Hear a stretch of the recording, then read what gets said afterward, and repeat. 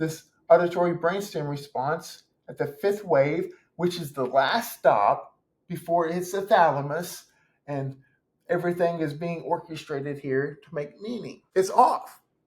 It's off in the mesencephalon. And remember, it doesn't subdivide. The mesencephalon is the smallest area of the brain from the neuroepithelial cells that doesn't subdivide. It doesn't make any sense to me how this is so neglected. This is screaming at us. I guess a fun joke there. It's so loud. It's recording. Okay. So we're going to cover an auditory track, an auditory process called, this is, why we're doing this is because this is the mesencephalon, okay?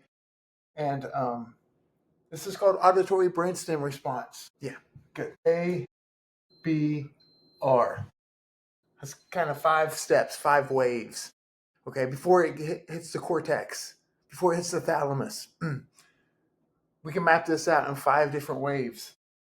Wave 5 is going to be interesting because it's the mesencephalon again. And on newborns, autistics, within the first 3 days, they show signs of it already. And it hits the mesencephalon. So we're going to do this because I'm so obsessed probably, with the mesencephalon. We're going to break these things down because there are three problems within the mesencephalon already. And it's hearing, vision, the eye movements, autism and eye movements, because that's going to be here. I'm gonna tell you what this is here in a second. And motor movements. We're going to do a really good video on the basal ganglia because I love the basal ganglia. We have a lot of episodes on the basal ganglia. This is how we conduct motor movements. So sensory processing, yeah, and then motor movements is a big thing, all within the autistic phenotype. And the mesencephalon. Why the mesencephalon? Remember the neurulation episode. Let's just go ahead and do this. That way it's out of our way. Remember the mesencephalon episode, okay? So we're essentially a plate.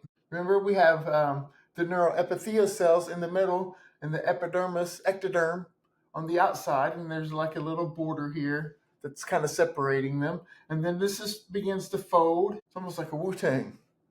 I like Wu-Tang. Wu-Tang in the 90s and still. Wu-Tang Clan. Oh gosh. The 90s, man, with the hip hop because of the speech and language. They're so good. But this is beginning to fold. See, it looks like Wu-Tang. And then this neuroepithelial ectoderm is folding here. And then the ectoderm, the epidermis here, it's going to get larger. But this is broken down into 3 areas: ectoderm, endoderm, mesoderm. We're making the central nervous system here, remember, okay? So this is just a recap of the neurulation. And then this is the neural tube. The tube closes, and then this epidermis here is larger, type of thing. And then we have neural crest cells. Neural crest cells here. Yeah, it's showing up good. And this is where melanocytes are already on board. And things like the adrenals for the cortisol and adrenaline for energy for the baby.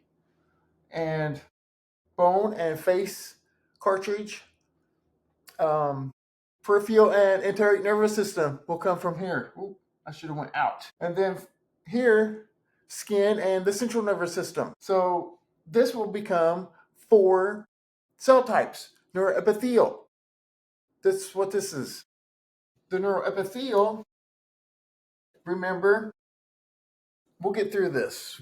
I'm trying to make it as fast as I can to keep attention here. Remember the proencephalon, which will make diencephalon and telencephalon. Yeah. And the mesencephalon doesn't do anything. It's done. This is why I'm like, okay, why?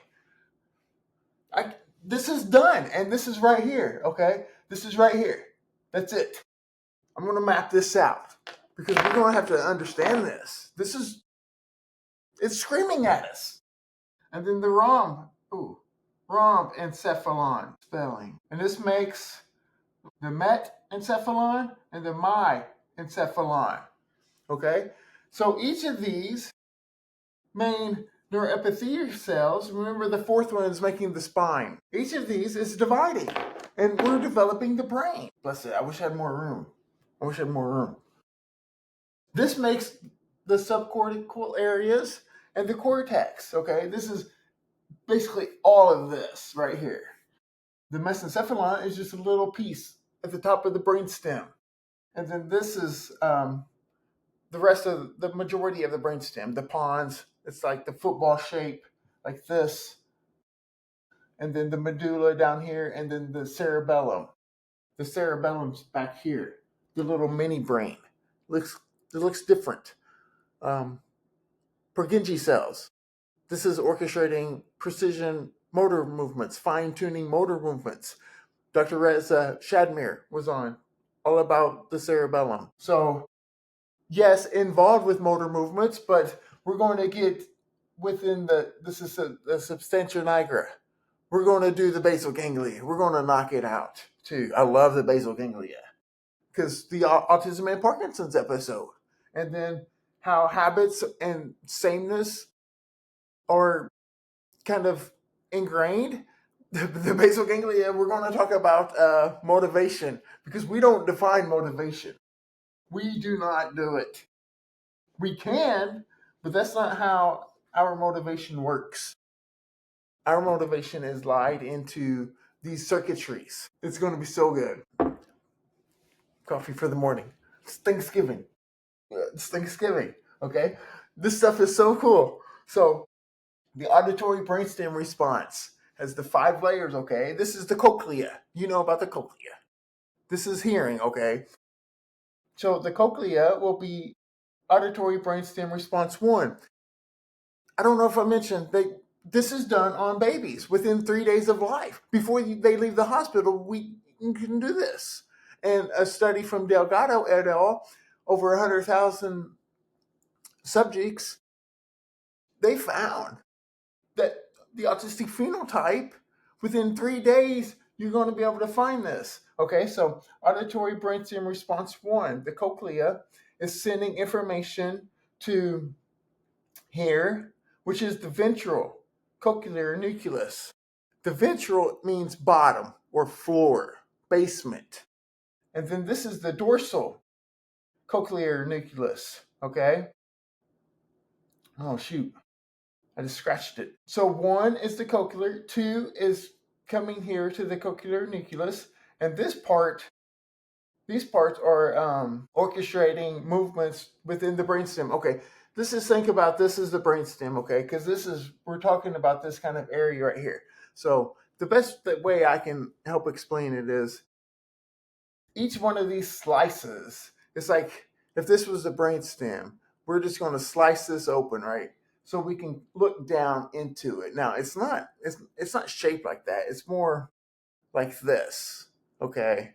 But we can slice this open so that way we can look down into it. Different layers of it as we're building up. The brainstem and spine is just full. It's just so dense of like nerve fibers in different regions and so forth. So auditory brainstem response 2 is hitting the cochlear nucleus. And then the cochlear nucleus is sending information to the pontine reticular nucleus and the facial motor nucleus, okay?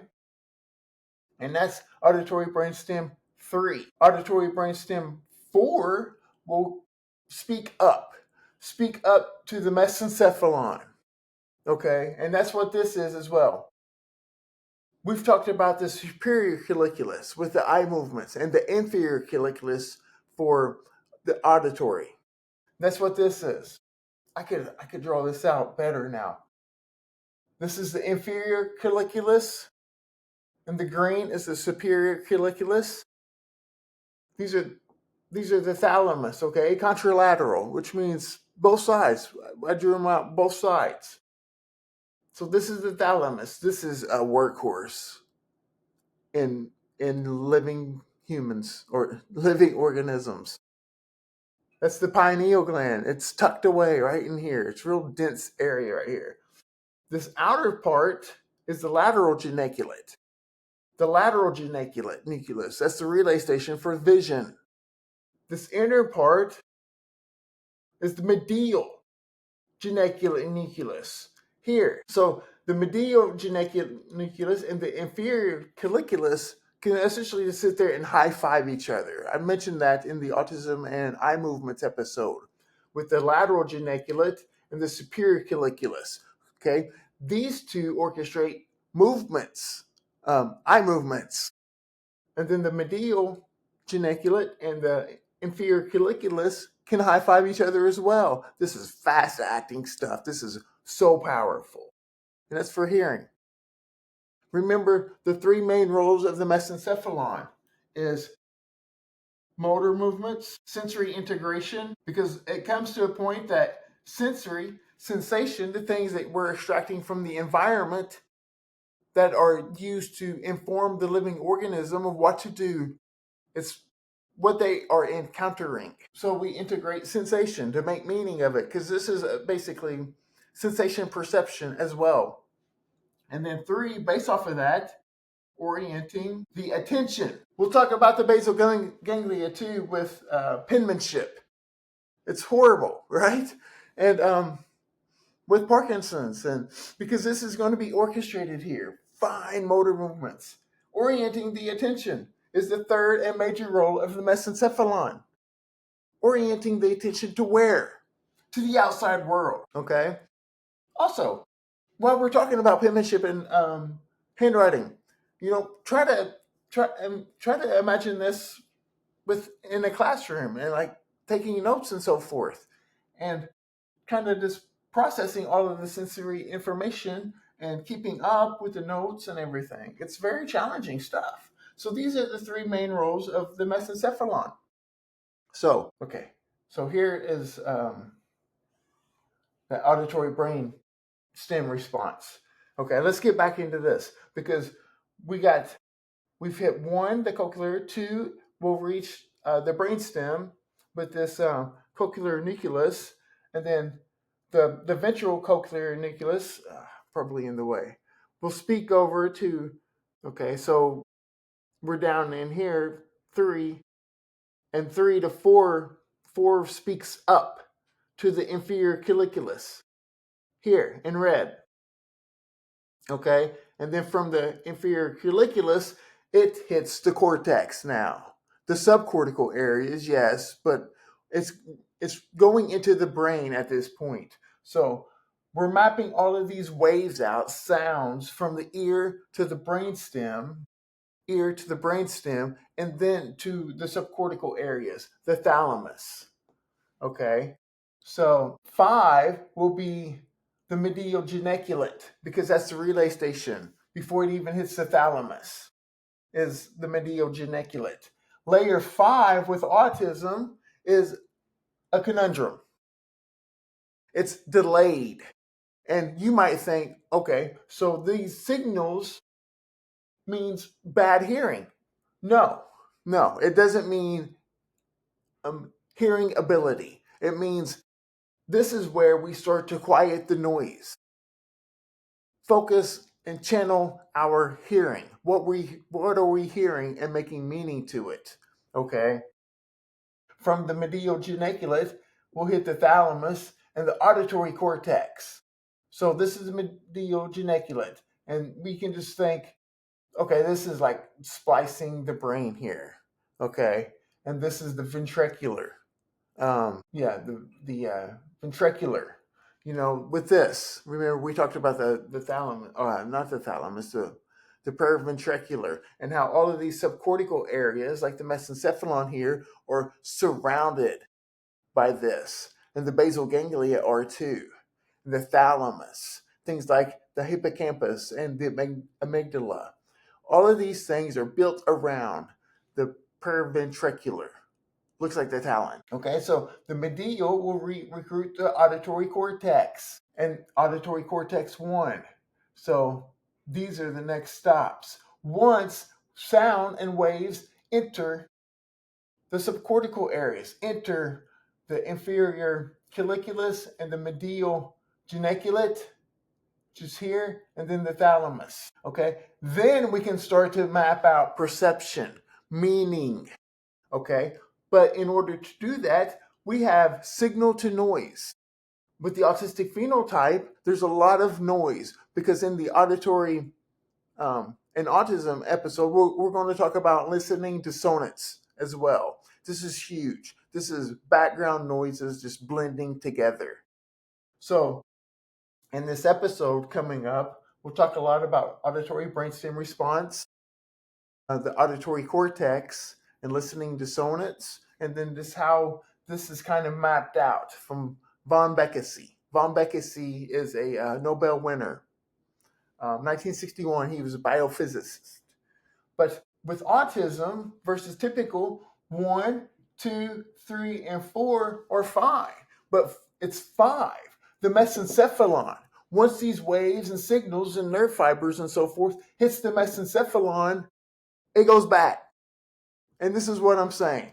We'll do 3 main episodes about the mesencephalon with the hearing, the eye movements and vision. So easy to recognize with autism because eye movements and eye gaze and eye contact are so easy to understand. It's very easy.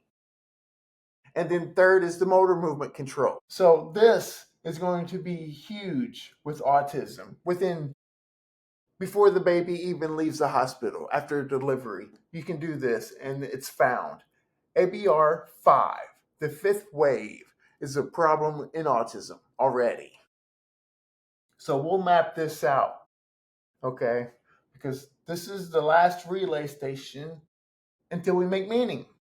And it's delayed.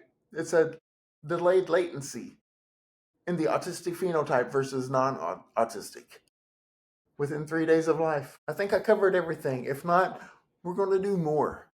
I want to try to make these things as easy to understand as possible, though.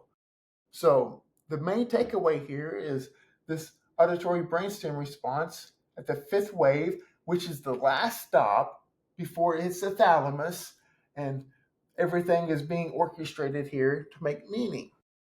It's off. It's off in the mesencephalon. And remember, it doesn't subdivide. The mesencephalon is the smallest area of the brain from the neuroepithelial cells that doesn't subdivide. It doesn't make any sense to me how this is so neglected. This is screaming at us. I guess a fun joke there. It's so loud. But maybe the typicals, maybe autism research can't filter out.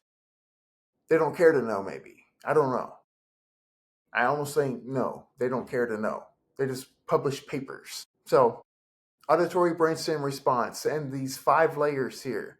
And the 5th and last, problems for the autistic phenotype.